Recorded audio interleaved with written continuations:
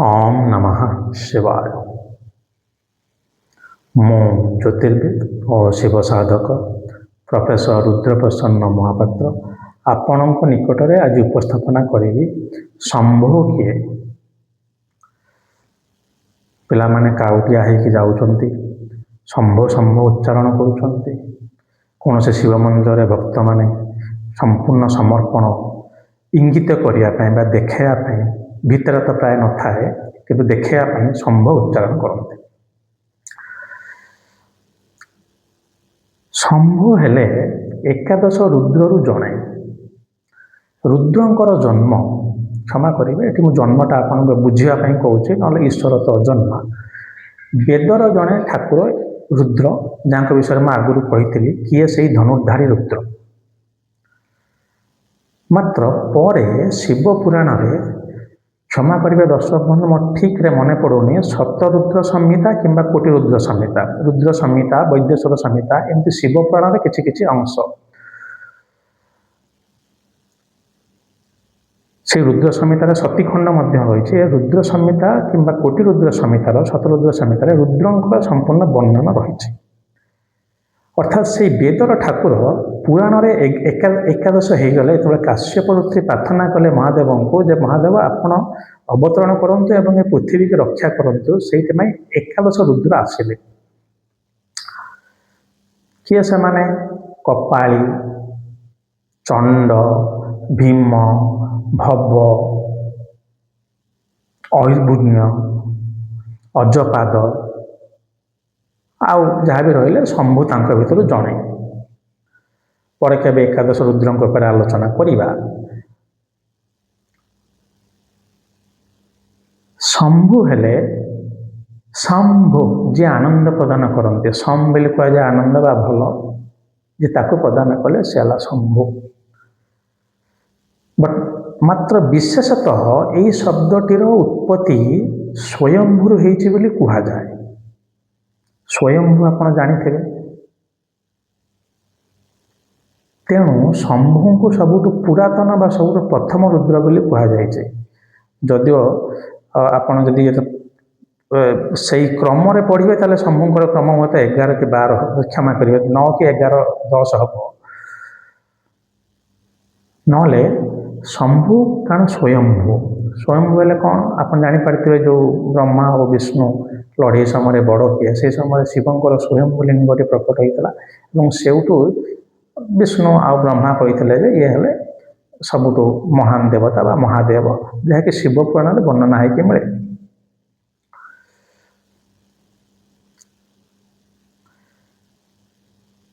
तेज शंभु से स्वयंभू आसी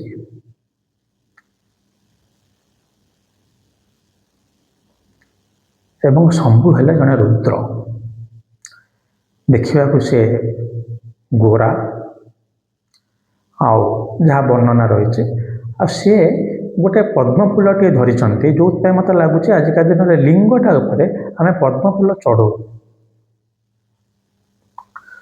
किछु लोक शक्ति उपर भी पद्मफूल चढ़ाते लिंग उपर से शंभु ही गोटे पद्मफूल धरी एवं एकादश रुद्र ये चणे जो रुद्र आसीगले से गोटे कम आसला राग आ रक्षा तो शंभु आपको रक्षा करेंगे एवं स्वयंभूर उत्पत्ति होइथिबारु जो शिव साधक माने आज पर्यंत किसी गुरु पाई नाहंती सेमानकु मोर विनीत अनुरोध कि सेमाने शंभु को पूजा करंतु एवं शंभु पूजा एते सहज आपण माने जानिके आश्चर्य हेबे खाली कहिबार अछि शंभो जब आप शंभो कहिबे एवं बहुत जोरे कहिबे आपको लगे आप नाई पाखर आप प्राणटा पाटी बाटे बाहरी पड़ेगा एटा सद्गुरु मध्य करती एवं बहु वर्ष धरी जो अभ्यास एवं अन्य साधक मान सहित जहाँ मोर अभिज्ञता रही आपण निकट उपस्थापना करुँचे। शिव शंभु बोली कहवा दरकार नहीं केवल शंभ दुईट शब्द सम आ भो मत लगुच जदि आप शब्दटी की खाली पेटरे उच्चारण करती अधिक समय पर्यटन खाली पेट रहा पड़ो अति कम 8 घंटा ताले ठीक 2-3 मिनट एथिरे किछि नाम जपर किछि ଯେମିତି ମନ୍ତ୍ରର 108 କେମିତି ସେମିତି କିଛି ନ ହେଇକି ଆପଣ ଯେତେ ସମୟ ଏଟା କରିପାରିବେ। ସାଧାରଣତଃ 3 ମିନିଟ୍ ଅତି ବେଶୀ ହେଲେ 10 ମିନିଟ୍। ମୁଁ ଆପଣଙ୍କୁ କହିବି ଆପଣ 5 ମିନିଟ୍ ଭିତରେ କିମ୍ବା ପ୍ରଥମ ସ୍ଥିତିରେ 2-3 ମିନିଟ୍ ମୋତେ କରନ୍ତୁ।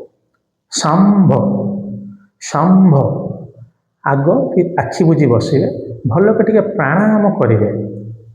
ବିଜ୍ଞାନ ଭୈରବ ତନ୍ତ୍ରରେ ଗୋଟେ ଭିନ୍ନ ପ୍ରାଣାୟାମ ଅଛି, ତାକୁ ତ ମୁଁ ୟୁଟ୍ୟୁବରେ କହିପାରିବିନି, ତଥାପି ବୁଝେଇ ରଖିବା ପାଇଁ କହୁଛି। ଭାବିବେ ଯେ ନିଶ୍ୱାସଟା ଆସିକି ନାହିରେ ଲାଗୁଛି, ପୁଣି ସେଇ ନିଶ୍ୱାସଟା ଆପଣ ନେଉଛନ୍ତି, ସେ ପଟେ ପଟେ ବୁଲିକି ଯାଇକି ନାହିରେ ଲାଗୁଛି, ଅର୍ଥାତ୍ ନିଶ୍ୱାସଟା ଗୋଟେ ସର୍କଲ୍ କ୍ରିଏଟ୍ କରୁଛି।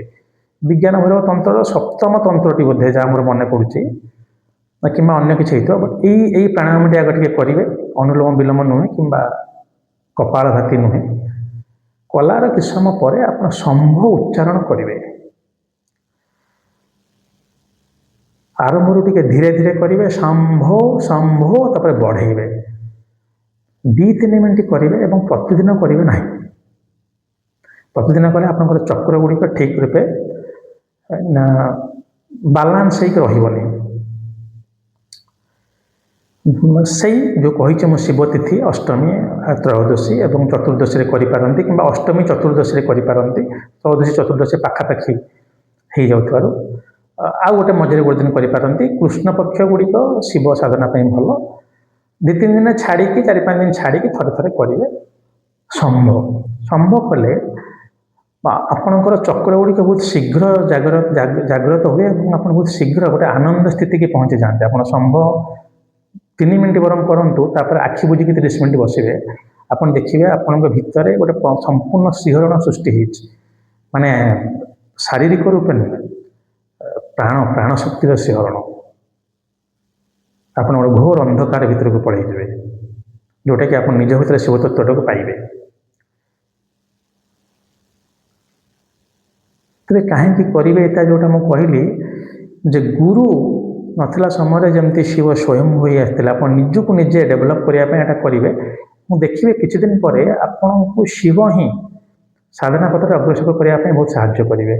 ଆପଣ ସାଧନାରେ ବସିଥିବେ, ଆପଣଙ୍କୁ ଗୋଟେ ଇଙ୍ଗିତ ଆସିବ ଯେ ଆପଣ 2 ଦିନ ପରେ ଏଇ ମନ୍ଦିରକୁ ଯାଇକି ଗୋଟେ ଅନୁଷ୍ଠାନ କରନ୍ତୁ, କିମ୍ବା ଏମିତି ଶିବ ପୂଜା କରନ୍ତୁ। ଯେତେବେଳେ ଆପଣ ଶିବଙ୍କୁ ଗୁରୁ ବୋଲି ଗ୍ରହଣ କରିବେ, ତା ସମ୍ବନ୍ଧରେ ମୋର ଅଭିଜ୍ଞତା ଯାହା ଥିଲା, ସଦ୍ଗୁରୁ ତ ନିଶ୍ଚିତ ରୂପେ ମୋର ଗୁରୁ, କିନ୍ତୁ ଯେତିକି ସିଏ ଦେଇଛନ୍ତି ତାପରେ ଯେଉଁ ସାଧନା ଗୁଡ଼ିକ ପ୍ରଥମେ ଶିବଙ୍କୁ ଗୁରୁ କରିକି କରିଥିଲି, ସେ ଆପଣଙ୍କୁ ଇଙ୍ଗିତ ଦେବେ। ସେ ଇଙ୍ଗିତ ଗୁଡ଼ିକ ଆପଣ ଆସିବ, ମନକୁ ମନ ଆସିବ। ଯେ ଆପଣ ପରିସ୍ଥିତିରେ ଆପଣ 4-5 ବର୍ଷ ପରେ ଲୋକ ଦେଖିବେ, ଆପଣ କହିବେ ଆରେ ଆପଣ ଏତେ ଗୋଟେ ଶିବତନ୍ତ୍ର କେମିତି ଶିଖିଗଲେ? ବିନା ଗୁରୁରେ ନା ଶିଖିଗଲେ। ତେଣୁ ଶମ୍ଭୁଟା ଆପଣଙ୍କୁ ଏକାଠିଆ ସାଧନା କରିବାରେ ବହୁତ ସାହାଯ୍ୟ କରିବ। ଏବଂ ତାର ଆଉ ଗୋଟିଏ ଭଲ କାମ ହେଲା, ଆପଣଙ୍କୁ ପ୍ରାଣ ଶକ୍ତିଟାକୁ ବହୁତ ଜୋରେ ବଢ଼େଇବ। ରୁଦ୍ର ଆଉ ଭୈରବ ଦୁଇଜଣଙ୍କର କାମ ହେଲା ଆପଣଙ୍କୁ ଏକାଙ୍କି ରହିବାରେ ସାହାଯ୍ୟ କରିବେ। ଆପଣ ଦେଖିବେନି ରୁଦ୍ର ତାଙ୍କ ରୁଦ୍ରାଣୀମାନଙ୍କ ସାଙ୍ଗରେ ପୂଜା ହେବାର। ଏଲୋରାରେ ବୋଧହୁଏ ଏକାଠିଆ ବି ଅଛନ୍ତି, ଏଲୋରା ଗୁମ୍ଫାରେ ଯେଉଁ ରୁଦ୍ରଙ୍କର ମୂର୍ତ୍ତି ଅଛି। କିନ୍ତୁ ରୁଦ୍ରାଣୀ ମଧ୍ୟ ଅଛନ୍ତି, ସେ ଇରାବତୀ, ଇଲା, କ'ଣ ତାଙ୍କ ନାଁ ଗୁଡ଼ିକ ଭୁଲି ଯାଉଛି। ଆମର ତ ଉଦ୍ଦେଶ୍ୟ ହେଲା ଶିବତନ୍ତ୍ରକୁ ପ୍ରବେଶ କରିବା। ସେ ପୌରାଣିକ ଉପାଖ୍ୟାନ ଗୁଡ଼ାକର ଫ୍ୟାକ୍ଟସ୍ ଆପଣ ଗୋଟେ କ୍ଲିକ୍ରେ ସବୁ ଜାଗାରେ ପାଇଯିବେ, ସେଗୁଡ଼ାକର କିଛି ବିଶେଷ ଆବଶ୍ୟକତା ନାହିଁ।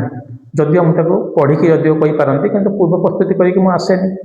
ତେବେ ଚାଲନ୍ତୁ ଶମ୍ଭ ସାଧନାଟି ଆପଣ ଠିକ୍ ଏଇଭଳିଆ କରିବେ। ସବୁଦିନ କରିବେନି। ଯଦି ଆପଣଙ୍କର ତଣ୍ଟି, ଛାତି ଏଗୁଡ଼ା ଟିକେ ଖରାପ ଅଛି, ଆପଣ eosinophilia, more eosinophils in your body known as eosinophilia. So eosinophilia ଯେତେବେଳେ ହେଇଥିବ, ସେ ସମୟରେ ଶମ୍ଭୁ ସାଧନା କରିବା ନାହିଁ। ସବୁଠୁ ବଡ଼ ଜିନିଷ ହେଲା ଉପାସ ରହିବେ ଏବଂ ଏଇ ଯେଉଁ ଚକ୍ର ପ୍ରାଣାୟାମଟି ମୁଁ କହିଲି, ନିଶ୍ୱାସଟି ନେବେ, ନାହିରେ ବାଜିବ ଏବଂ ନିଶ୍ୱାସ ଛାଡ଼ିଲା ବେଳେ ମନେ ମନେ ଭାବିବେ ସେ ନାହିରେ ବାଜୁଛି ଭିତରେ। ତ ନିଶ୍ୱାସଟି ଆପଣଙ୍କର ଗୋଟିଏ ଚକ୍ର ସୃଷ୍ଟି କରୁଛି। ଚକ୍ର ପ୍ରାଣାୟାମ କରିସାରିଲା ପରେ ଆପଣ ଶମ୍ଭ ଉଚ୍ଚାରଣ କରିପାରିବେ। ପୁଣି କହୁଛି, ବିନା ଗୁରୁ ସାନ୍ନିଧ୍ୟରେ କରିବେନି। ମୁଁ ଏଗୁଡ଼ିକର ଆପଣଙ୍କୁ ଯେଉଁମାନେ ପ୍ରଥମେ ଶିବ ସାଧନା ଆରମ୍ଭ କରୁଛନ୍ତି ତାଙ୍କ ପାଇଁ ନୁହେଁ, ସାଧାରଣତଃ ଯେଉଁମାନେ ଓମ୍ ନମଃ ଶିବାୟ କିମ୍ବା ମା ମହାମୃତ୍ୟୁଞ୍ଜୟ କିମ୍ବା ଶ୍ରୀ ରୁଦ୍ରମ୍ ଆଜିକି ପ୍ରାୟ 10 ବର୍ଷ ହେଲା କଲେଣି, ଗୋଟେ 10 ବର୍ଷ କରିଥିବେ, ସେଇମାନେ ହିଁ ଶମ୍ଭ ସାଧନା କରନ୍ତୁ। ଆରମ୍ଭରୁ ଶମ୍ଭ ସାଧନାଟା ଟିକେ ଆପଣଙ୍କର ଦେହ ବା ଶକ୍ତି ଗ୍ରହଣ କରିପାରିବ ନାହିଁ। ତେଣୁ ଓମ୍କୁ ଆଦି ବୀଜ କୁହାଯାଏ। ଆମେ ପ୍ରଥମେ ଓମ୍ ଉଚ୍ଚାରଣ କରିବା ଶିଖିଥିଲୁ। ମୋର ମନେ ଅଛି ଆଶ୍ରମରେ ଗଲୁ, ପ୍ରଥମ ତ କହିଲେ 21 ଥର ଓମ୍। ମୁଁ କହିଲି ଆରେ ମନ୍ତ୍ର ଶିଖୁନା, ନା ଦରକାର ନାହିଁ। ଆଗ ସେଇଟାକୁ ହିଁ ପରଫେକ୍ଟ ହେଲେ ପରେ ମନକୁ ମନ ସବୁ ମନ୍ତ୍ର ହେଇଯିବ। ତେଣୁ ଆପଣ ଯେତେବେଳେ ଶମ୍ଭୋ ଭ୍ରମ ଏସବୁ ବୀଜ ଉଚ୍ଚାରଣ କରିବେ, ହଳମ୍ ଶିବଙ୍କର ବୀଜ, ସେଗୁଡ଼ା ଗୋଟେ ବହୁତ ଜୋରରେ ଶିରଣ ସୃଷ୍ଟି କରିବ, ଯେଉଁଥିପାଇଁ କି ଆପଣଙ୍କର ପ୍ରାଣଶକ୍ତି ପ୍ରସ୍ତୁତ ଥିବା ଦରକାର।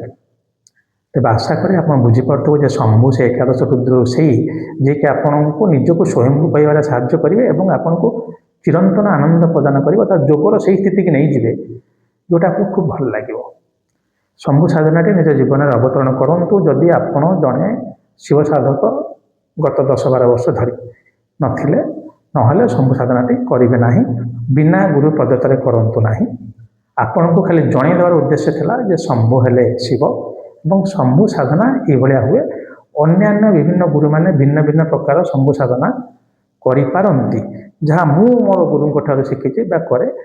ଏଇଟା ହେଲା ଏଇ ଗୋଟେ ପ୍ରକାର ଶମ୍ଭୁ ସାଧନା। ଏବଂ ଶମ୍ଭୁଟା ଗୋଟେ ବହୁତ ଶକ୍ତିଶାଳୀ ଶବ୍ଦ। ତାକୁ ଖାଲି କଥାରେ ଶମ୍ଭୁ ଶମ୍ଭୁ କହିଦେବେ ନାହିଁ। ଯଦି ଆପଣ ଖାଇ ପିଇକି ଶମ୍ଭୁ ଉଚ୍ଚାରଣ କରନ୍ତି, ପରୀକ୍ଷା କରିବାକୁ ମୁଁ ଆପଣଙ୍କୁ କହିବି ନାହିଁ, କିନ୍ତୁ ଆପଣ ଶମ୍ଭୁ ଉଚ୍ଚାରଣ କରନ୍ତି ଆପଣ ବାନ୍ତି ହେଇଯିବ, ନହେଲେ ପ୍ରବଳ ଜୋରେ ପେଟ କାଟିବ। କାରଣ ଆପଣଙ୍କର ସେ ମଣିପୁରକ ଚକ୍ରରୁ ତଳ ଚକ୍ର ଯେତିକି ରହିଲେ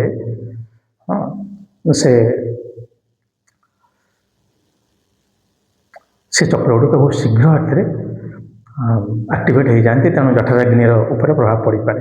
ତ ଚାଲନ୍ତୁ ଏଇ ଭିଡ଼ିଓଟି କେବଳ ଆପଣଙ୍କର ଜ୍ଞାନବର୍ଦ୍ଧନ ପାଇଁ ମୁଁ କହିବା ଅନୁସାରେ ଦେଖି ପ୍ରାକ୍ଟିସ୍ କରିବେ ନାହିଁ। ଶମ୍ଭୁ କିଏ ଏବଂ ସେ କ'ଣ କରିପାରନ୍ତି ସେଇଆ ହିଁ ମୁଁ ଜଣାଇବାର ମୋର ଥିଲା ମହା ଉଦ୍ଦେଶ୍ୟ। ତ ଚାଲନ୍ତୁ, ଆଜି ତ ସମୟ ହେଇଯାଇଛି ସେଇ ସ୍ୱୟଂ ଶମ୍ଭୁଙ୍କ ନିକଟରେ ଆପଣ ସମସ୍ତଙ୍କର କଲ୍ୟାଣ ପ୍ରାର୍ଥନା କରି ଆଜି ପାଇଁ ମୁଁ ରହିଲି। ଓମ୍ ନମଃ ଶିବାୟ।